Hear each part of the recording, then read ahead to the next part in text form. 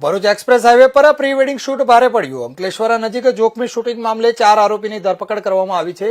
અંકલેશ્વર નજીક ભારતમાલા નવી Delhi Mumbai express highway પર પ્રી વેડિંગ વિડીયો શૂટિંગ દરમિયાન જોખમી રીતે વાહન ચલાવવાના મામલે પોલીસે કડક કાર્યવાહી કરી છે. સોશિયલ મીડિયા પર વાયરલ થયેલા વિડીયોના આધારે અંકલેશ્વર રૂરલ પોલીસે કુલ 6 લોકો સામે ગુનો નોંધીને 4 આરોપીની ધરપકડ કરી છે.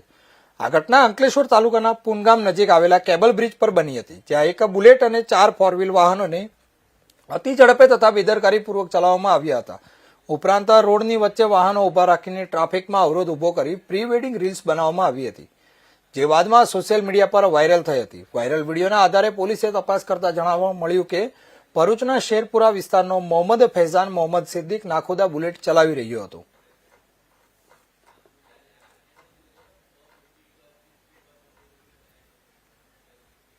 તો આ મામલે વધુ માહિતી માટે આપણા સંવાદદાતા ભરત મિસ્ત્રી ભરૂચથી આપણી સાથે જોડાઈ ગયા છે. જી ભરત, ભરૂચ એક્સપ્રેસ હાઈવે પર જે પ્રી વેડિંગ શૂટમાં જે મામલો સામે આવ્યો છે તેના વિશે માહિતી આપશો.